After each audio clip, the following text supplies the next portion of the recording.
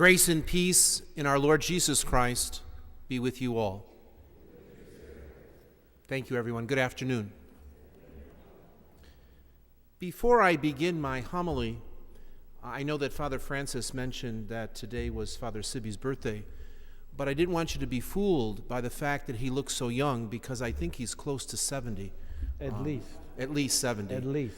So when you see him, wish him a happy 70th birthday and see what kind of reaction you get, okay? We are very blessed to have Father Sibby, Francis, and David here. Last night, actually, we went out to dinner and we celebrated Father Francis's birthday. We're backed up a little bit. His is in December. But the ministry, he and Jesus celebrate the 24th of December. But it's a great blessing to have the priests we have, and I'm very fortunate to have such great brother priests with me. They bring me great joy. Something that I received news last night about 4 o'clock, just before I went out to celebrate the Mass. I received a text from one of our teachers. Many of you know that St. Gregory's participates in the statewide, but also the local Science Olympiad. We're one of the few Catholic schools that does, and these kids and parents work very, very hard. The teachers work hard. During the spring break, they were all here working. They didn't go away. They worked in the hallway. They were here at night, day. And yesterday I received word that we placed first and second in the local Science Olympiad, and I'm very proud of them. Very nice job.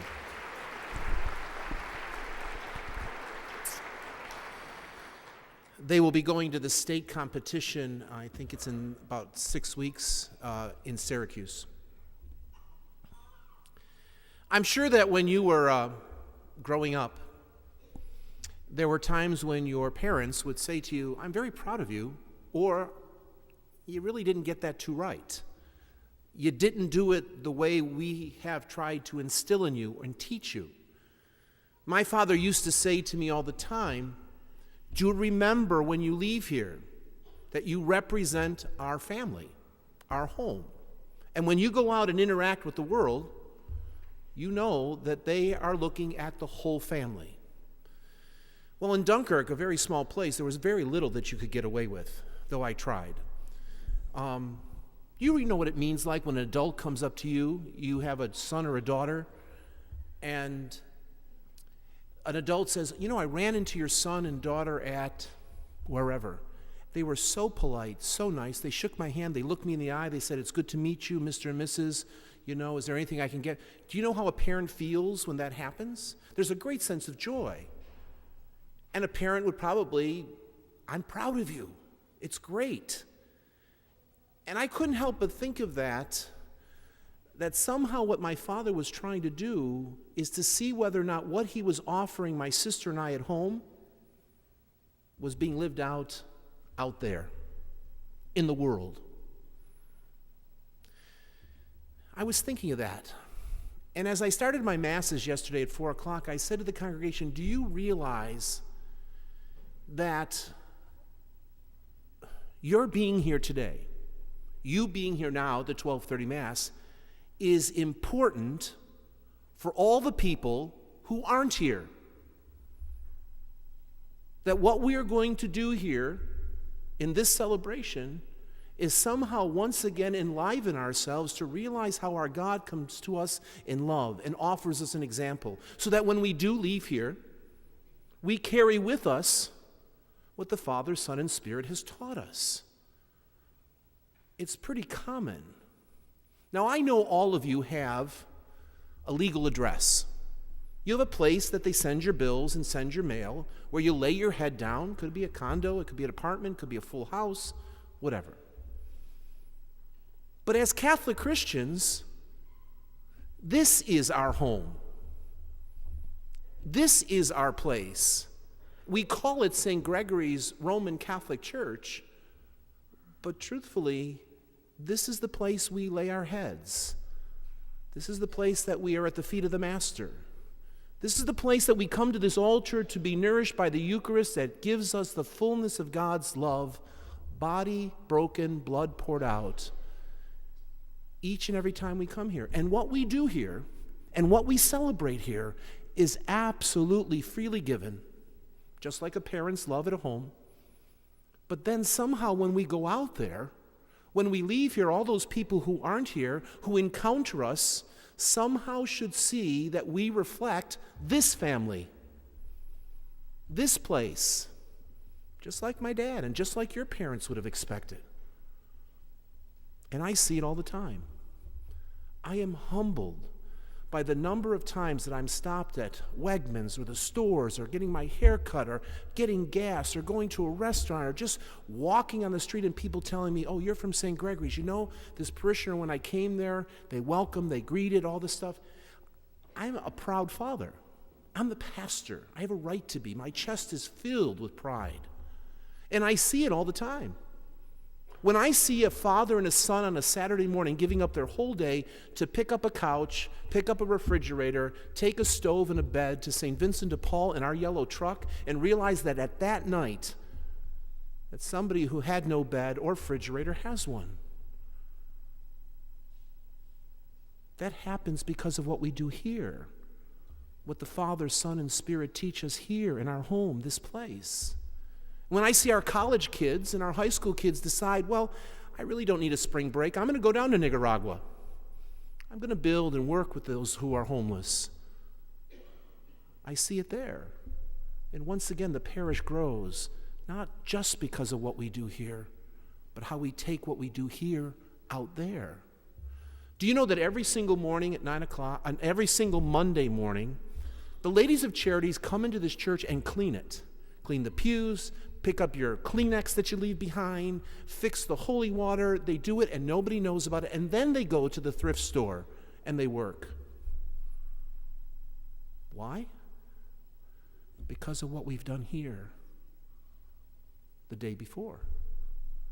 The catechists, the lectors, the choirs, the musicians, the youth ministers, on and on and on again.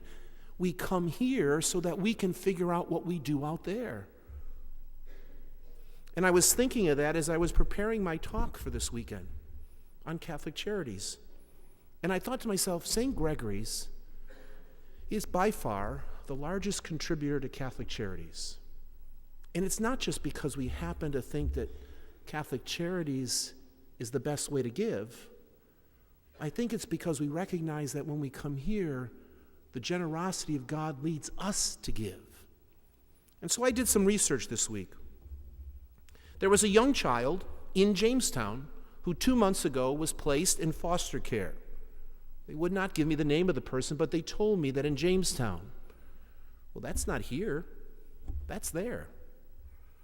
During the flood in Silver Creek, Catholic Charities provided food for the homeless, those people who were literally flooded out of their house. And because of what we did here, Catholic Charities was able to do what it did there. Teen parenting education in Hamburg has a large group of teens, single moms, single dads, who are being mentored by Catholic Charities. Family mediation throughout the diocese. They did give me this name. There was a little boy by the name of Peter who was adopted through Catholic Charities in Niagara County this past month. School intervention services in Olean. Classes for men, domestic violence, victim services, parish outreach, food pantries, elderly care, Catholic Guild for the Blind. And that has to do with what we've done here. Generosity certainly flows from the generosity of God. And I have to say to you that as the pastor, I am overwhelmed day in and day out by that type of generosity. And Catholic Charities is one of the leanest, meanest social agencies in all of Western New York and actually in the country. 90 to 95% of what Catholic Charities receives goes directly to service. Go on the internet and compare that to all the other agencies. It's very hard to find any that compare.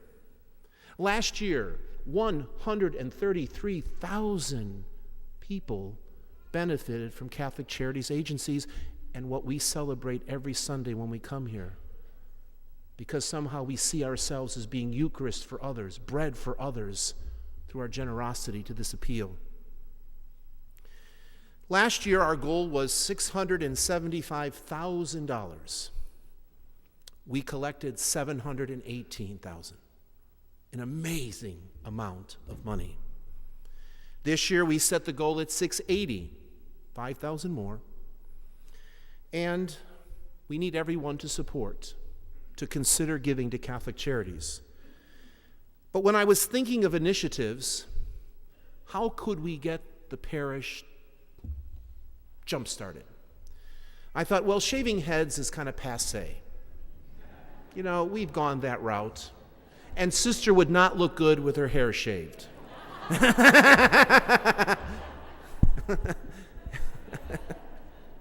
She didn't expect that.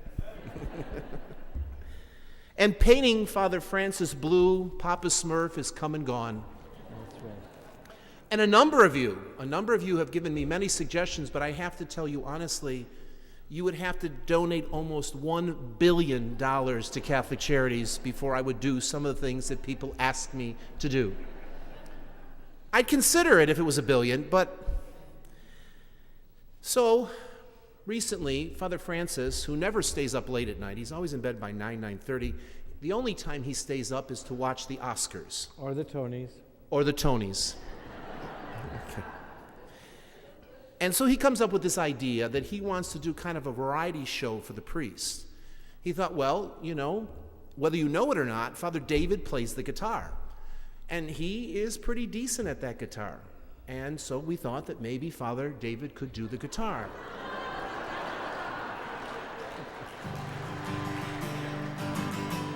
I just wrote a new song. It's called My Favorite Brown-Robed Franciscan.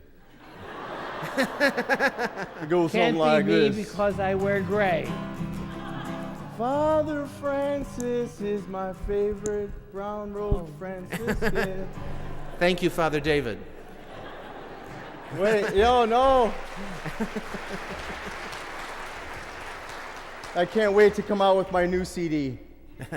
I love Father Joe. There you go. Now you know what I live with. Whether anybody knows this, I'm probably the only one that did, but now I've been mentioning it at all the parishes. When Father Sibby was a young person, he has in his attic at his mother's home the instrument that he played, and it's an accordion. So please, when you see him, you need to tell him that his commitment, if we go over $680,000, is to play the accordion. He has not touched it in years. Can't you see David and him together? I can. Oh, absolutely. Absolutely. Father Francis has decided to do 2 Broadway tunes. He's going to sing for you. He's not instrumentally inclined, and I'm going to watch. No. They want me to dance, but I don't think that's going to happen. We'll do a duet. There you go. All kidding aside, thank you for being such a faith-filled community. Thank you for realizing that what we celebrate here is so essential for what happens out there. And Catholic Charities is one of the ways that we reach out and touch and become Eucharist for others. There are a variety of ways for us to be God's people once we leave here, but Catholic Charities, I believe, is one of the best. And this year's slogan is, "Your support protects me as Jesus would." I told you at the very beginning there were many times when my father would say, "Don't forget when you leave here, you represent this family." But I also come home sometimes, he said, "I'm so proud of you. As the pastor of St. Gregory's, my chest, my heart is full, and I am so proud of your faith and your commitment, particularly right now as we are dedicated to Catholic Charities." Thank you all. God bless you. And enjoy the rest of the celebration.